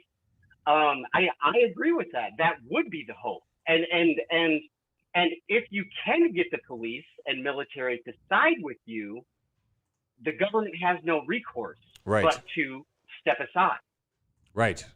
The Velvet Revolution was a student revolution that just because the system became, Russia fell, Czechoslovakia was like, we don't have backup, so I guess, we're done. They just walked in and said, nope, let's go, let's scrap this, find some smart people, design a new country. And I think the American in me really wants a Independence Day, aliens blow up everything, and then we start afresh. Yeah, clean and easy. I kind of you want the heroism route. I do. I still want the fetish of like the big destruction and everything. But to me, it seems like knocking when you need them. It just seems like the thing to do. Actually, like the easiest thing to do, and the sanest thing to do would be a Congress of folks that agree that this is. We're being gaslit, and we have to stop being gaslit that they are in charge, they are in control. We can't fight them. Whatever the narratives are, we have to sort of wake up from whatever the gaslighting is and say, no, these folks have issues and they need to be taken care of. They need to be given some care and some health, mental health. Are you talking about the oligarchs? I'm talking about the tools of the oligarchs, which is our Congress, our Senate, everybody in our fucking institutions of healthcare, all that. Like, those folks are sick. And I think some of them may be sociopaths, which means they're not sick. They're just exploiting. And then people who are not sociopaths have to be able to find a way to relegate those people to non-dangerous segments of society, not becoming a trillionaire as a thing to do. Like, this is the problem with sociopathy. There's no... You're separate from nature. You're separate from others. And I think we have to be able to relegate that fetish to some place that's not as harmful as where it is right now, being exalted as the rulers of the world and so on. This plays into what Deb asked a little while ago. She says, at this point in American and global history, what do we do to move forward? You know, we've got people like Joshua that are like, well, we need to burn this bitch to the ground. Right. And he was in the military. And he said that's what they were talking about in the military was like, how do we burn this bitch to the ground? Right. You know, and then we've got like me, where I'm kind of like, no, let's just take care of the animals in our local animal shelter. Somewhere in between is probably something we can, like, what can we do? Right. Well, I mean, but that's a beautiful thing about what Deb said, right? I think this glorification of the myth of human progress is important to deal with.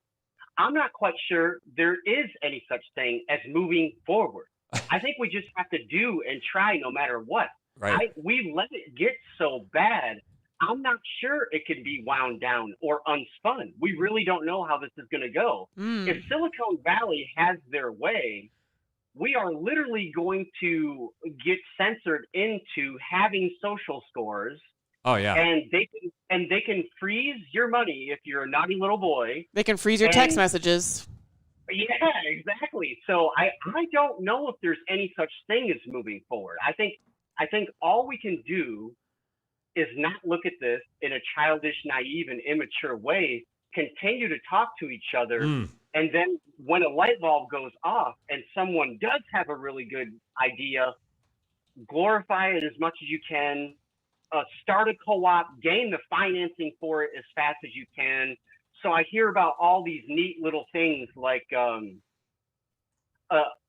trailer park that had a lot of neighbors that liked each other. It was about to be bought out by one of these mega corporations, and they were going to be a bad landlord. What the people in the trailer park did instead was start a real estate cooperative in which they were all equal share owners. Everybody turned in their information to the bank, how much they had paying, how long they lived there. It was decided to be such a sound investment by a local credit union. Everybody in that trailer park now owns a piece of their own trailer park. Oh, so cool. their rent actually went down. The place was kept much cleaner because the residents started paying each other to assist in the grounds maintenance. They put up more parks for the kids. Like, it was turned into a much more robust, beautiful of a community with more longevity. So you hear about these interesting little things popping up because they're putting us under so much strain. So I think it's those kind of things that, you know, we can come together around and kind of figure out and toy with, and sometimes it'll work and sometimes it won't. I mean, people act like we switched to capitalism from feudalism because everybody just got pissed off one day and was like, damn this feudal lord, fuck you. And it wasn't like that. It was like a 400-year period of urbanization and what that looked like, and how are we going to grow veggies if all these pricks just take off? Like, it was messy. It took a little while. Yeah. Still taking a little while. I want to make a chart. I want to put a chart back here or somewhere on Post-Orthodoxy, maybe a ticker at the bottom of the screen, where we can have like the revolution is imminent, giant, centralized, violent, loud people in the streets, maybe zombies, maybe aliens. Right. And then at the other end, total governmental collapse and rebuilding. Right. And then the other end is like more closer to my perspective, which is like long-term palliative care during the long, slow decline of everything as we know it. And then just slowly plot all of our guests at where they stand between explosive destruction and rebuild of everything. They can pin themselves on the map. That's right. Deb loves your trailer park story, Mark. I think that is definitely decentralizing the revolution. And she said, moving forward one trailer park at a time. Hey, I mean, we have a housing crisis, right? Let's do it. Let's do more cooperatives. Yeah, Deb, ask a question. Some of those double wides are pretty fancy. That's right. No, I lived in a double wide for a while. It was like the largest house we lived in for a very long time. Well, I mean, on a serious note, I'm really into helping with homelessness in any meaningful way. So whenever I get a chance, I'm really into water neutral, carbon neutral tiny houses and other buildings and things of that nature. But yeah, I mean, if you address the needs of real people, I think people will be shocked at how fast that snowballs into empathy and love and passion and change. People want to be a part of something bigger than themselves. They want to be paid well. Yeah. No one just wants to drive a truck all day or flip burgers or whatever. It's a necessary thing. and I'm in no way whatsoever condescending to anyone what they do to take care of their family for a living. But I'm just saying, Americans do work very, very hard. We literally work ourselves to death. I think people would enjoy it more if they felt good about what they were doing. Yeah. If we were to take an analogy from nature, which I find the more that I step away from the extremely unnatural form of Christianity that I was raised with, the more that I see the healthiest parallels and the healthiest thought styles are reflected in the natural world. The ocean waves don't come to being on the surface of the ocean. The ocean wave begins far out from shore and deep underneath the surface with a current. And as that current builds and ripples and tumbles over itself, eventually it becomes the wave that we see crashing onto the shore. But the wave itself starts far out to sea and deep underneath the surface. And I think it's these things like carbon neutral tiny houses and trailer park cooperatives and taking care of the homeless children and the homeless animals in your town that creates, if you feel happier and healthier, you will be a better person in your neighborhood. And then the entire neighborhood will elevate, and then neighborhoods will start having resources to elevate each other. And then the wave crashes on the shore and the oligarchs become obsolete. Yeah. Well, I like that. that is so beautiful. And to take that a little bit further, look at how we're allocating current resources.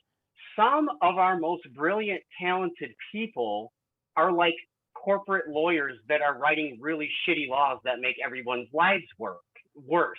We have a ton of engineers that are designing and architects that are designing and building buildings for tax havens for rich people. The fanciest new neighborhood, Hudson Downs or whatever in New York, it's a ghost town. It's empty because it's just all Russian and Chinese and oligarch money. No one lives there. Right. So it's like we're literally about to have wars over sand because of how much concrete we're using. We're running out of the type of sand that's needed for concrete.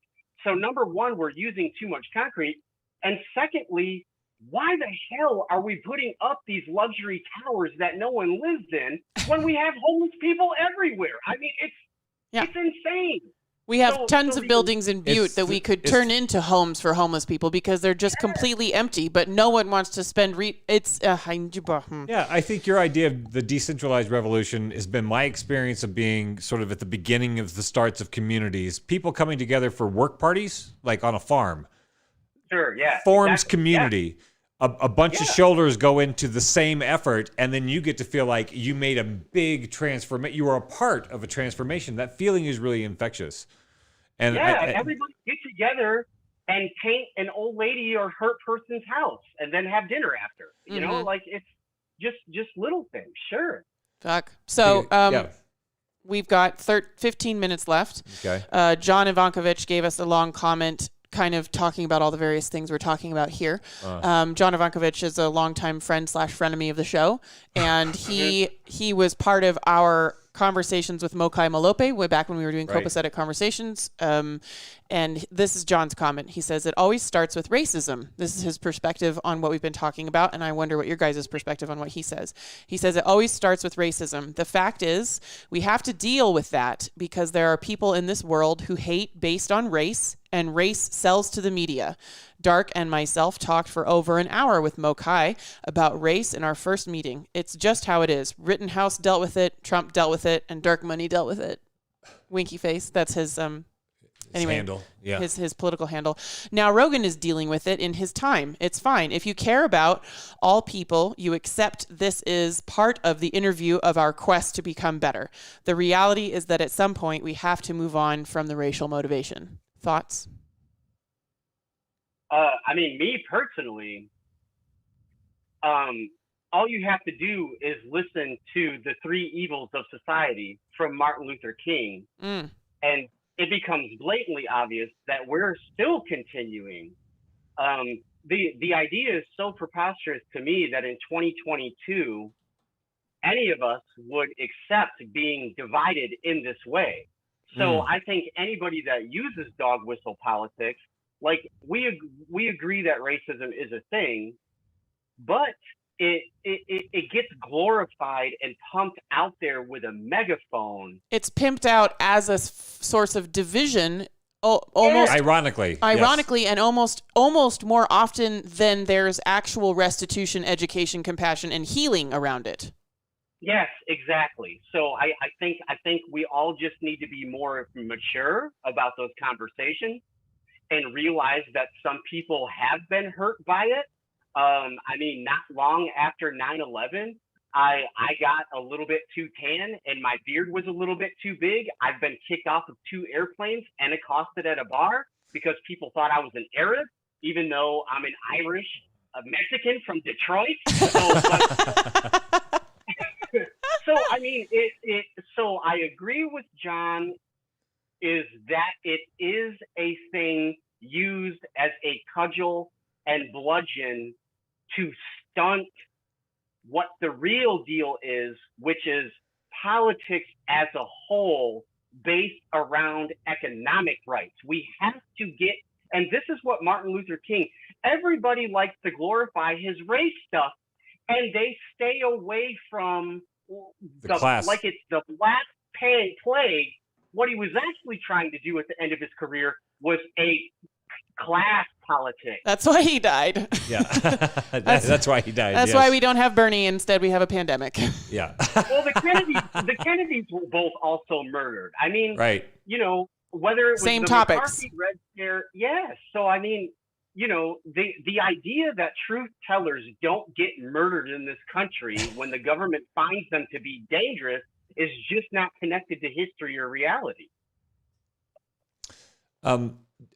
Deb asked a question at the beginning of the show, but we started going down the road, which was directed to our guest here. Oh yeah, asking, wow, wait a long time. What was the phrasing? What was your Mark? What is your passion? Yeah, what's your passion? What comes to mind when somebody asks you that question? Well, it immediately jumps to, I grew up in a blown out ghetto in Southwest Detroit. My passion is to take every opportunity that I can, even though I have no children of my own. It might sound cheesy to some people, but children are the future and are very, very important to me. So I spend my life building as many beautiful spaces that I can and putting hip restaurants in them sometimes to try and alleviate any pain and suffering that vulnerable children like myself, that they have an outlet, a learning center, a place to feel safe, a place to eat really good food. I don't think any children in the richest country in human history should have to be put through the level of suffering that they're being put through right now. I find it unconscionable and I find it disgusting, and I will spend my life trying to eradicate that the best that I can. This is why we're friends. Yeah. Yeah. I don't think that's cheesy at all, Mark. I think it really does just keep coming down to the children anytime something important is being talked about. I wake up every day of my life more excited than ever to get back at it. Yeah, it's nice to have that. And feel like you're really doing something that makes a difference. Yeah. Maybe I'll throw this out here. Maybe you can help me workshop, because I used to have the kids co-hosted talk radio show on KBMF. And then when they miss it. the kids miss it. I had a kid tell me that they were going to do DJ training. This is sort of a happy, sad story, but they were going to do DJ training at KBMF last year because they'd gotten old enough since doing my show to actually have their own show. And when they found out through social media that KBMF had censored and kicked us off the air, he decided not to do it. And I'm like, that is so gratifying and also so sucks. Yeah. Because he should be able to get on the air and his community should be hearing him. And it's this small town bullshit that just keep perpetuating. I would like to find a new home for kids to have self-expression to their community that they don't already have. Me doing a live stream with a kid on social media is not something that they don't already have access to. The long form conversations with children in an adult space, the radio station was a space for adult voices voices. And I brought children into it, and their community got to listen to them, had to listen to them, and hear what they were thinking about and what they were spending their Christmas money on and what they were afraid of and what they were angry about. So if you can think of, you're hip, you're staying with the times, you're focused on the children, you're talking with them, you're in the scene. Over time, if you have any ideas, I've considered shopping out the show to another local radio station, but I don't know if I have the time to commit to bringing a kid in every week to a commercial slot. But I would like to find a way to continue to build youth-led media and youth-led conversation to facilitate. I want to facilitate what they need to do for themselves. Yeah, it could be something as simple as your young DJ friend bringing on using like an apprenticeship or a mentor program. So your young DJ friend brings on someone that's successful or doing something cool that kids would be interested in, that's still a teenager or in their 20s. And then interviewing and talking with another kid. Maybe just completely give it to the kid and let them, just give them some kind of framework and just kind of let it fly and see how it goes. But no, it has to be done. It's a positive thing for the kids. That should definitely get sorted out as quickly as possible. I like that idea. It's literally their voice being amplified. And I know I started radio when I was 16, so I think it did something magical to know that my voice at regular tone was being heard all over town. It did something to me. And I think when you know that you can have your voice heard even in such a a literal way, right? It has other repercussions. A primal effect. No, it was so much fun for the kids that came on the show on the Jolly Roger and that were old enough to have cell phones, and they had like coerced friends to listen in, and like one girl was like, my friend was like, what even is radio anyway? But they no, you can listen to it on your phone, you got to tune in because I'm going to do a show, and then they would send in song requests, so they knew someone was listening to them right now. And then what they were saying right now mattered because that person was like, I love that song you just played. Can you play this one? And it was also going to disappear into the ether and not be, you don't go replay what just happened, which is a magic part of the radio thing. Well, I think also that we could all use the opinions of kids over octogenarians, that have spent the last 40 years completely mucking up this country and society. And like, hey, come on, like, can't you just go play golf and be quiet for a little while? Like, just retire. Gee whiz. Oh, gosh. We have 6 minutes left. What do you guys want to talk about in the very tail end of our beautiful conversation today? Do you have anything that we started that you want to go back to wrap up, or something that didn't come up? I just want to make it very clear that our lives are literally controlled by economics right now and how it's constructed. It wasn't a system that was put in place. We didn't get tablets like Moses on a mountain somewhere. Like, there was no lightning bolt that came down and made things this way. So for people, everyone can know who the Mon Pelerin Society is. The who? Everyone can know the Mon Pelerin Society, so Hayek and von Mises. So our current economic order is constructed by the monetary theosophists that were the next generation of work from the Adam Smiths and the previous industrialists. All of this has been done by a very specific group of people for a very specific group of people. None of this stuff has to be a mystery. So I know it isn't the sexiest, most exciting thing to talk about all the time, but it's what is taking over the judiciary. It is what has corrupted all of our politicians and turned the whole system into a joke and a sham. It is literally what is causing suffering on a massive scale, while the top 20 or 30% of people are laughing all the way to the bank. And Americans aren't jealous people. No one begrudges anyone that gets wealthy in this country, especially if the activity was through their own hard work and it was productive. But that's not currently the case right now. Yeah, it's not the case.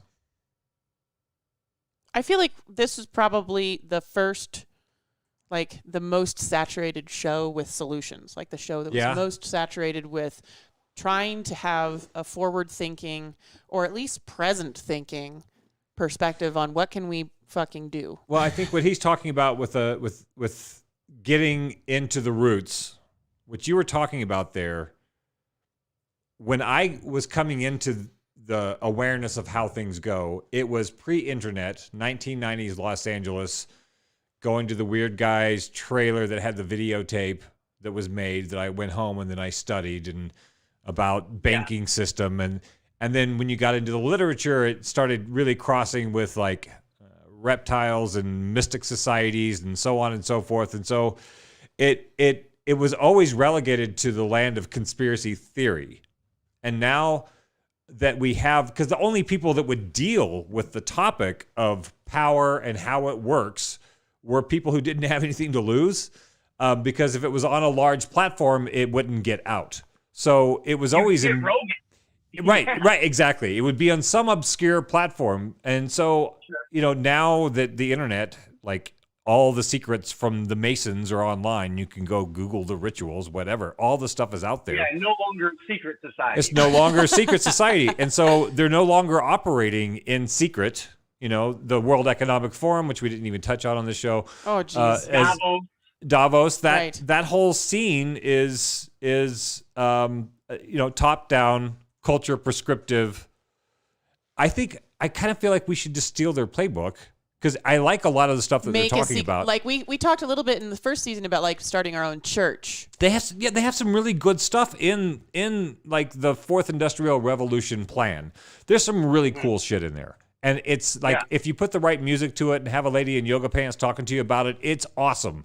It's just about taking 2 thumbs up to speeches from yoga pants. Yeah. Totally. Yes. But then taking out of that, like, the World Economic Forum is proposing a Star Trek level civilization, except the oligarchs are still in control. Right. That's the one part that we got to tinker with, and then I think their playbook is good in a lot of ways. Sure. Yeah. Well, and the sick thing is about those idiots is they literally want us to be happy about them screwing us over. Yeah. They're doing it, and they did. Yeah, they're doing it. So, I mean, Anand Giridharadas does really good work on that, exposing the groupthink that goes on. Like, the show is about getting out of cult thinking, right? Right. And they are the 2,800 richest people, everybody that gets to hang out at Davos, they are a cult. They do believe in an ideology. They literally do think they're superhuman, even though if you go back in history, in the United States, we like to make fun of welfare queens. We vilify poor people all the time and blame them for so much stuff. So, but the laziest people on the planet Earth has always been the leisure class. The last time we had a beautiful Renaissance and created some of the greatest art and music and architecture in human history, it wasn't those idiots that did it. They were just paying for it.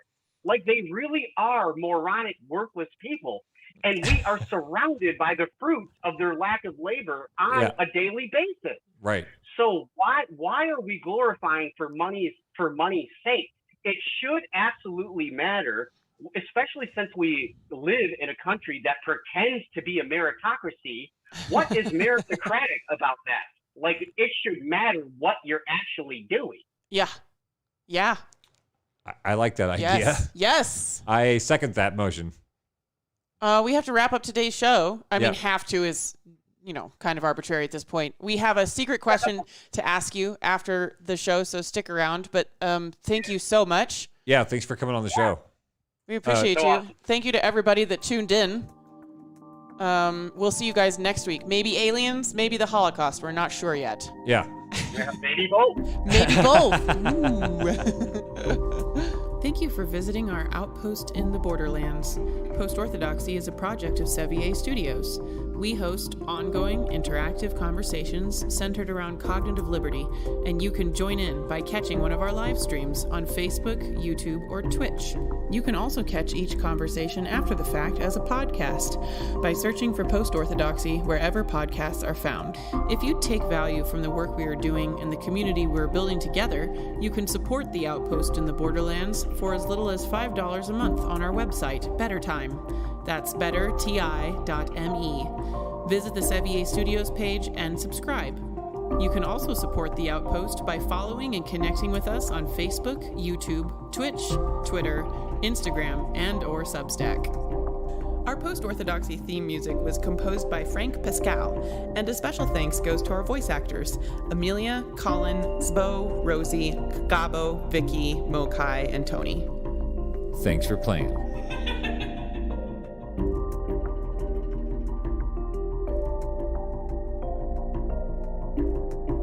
What's outside your reality bubble?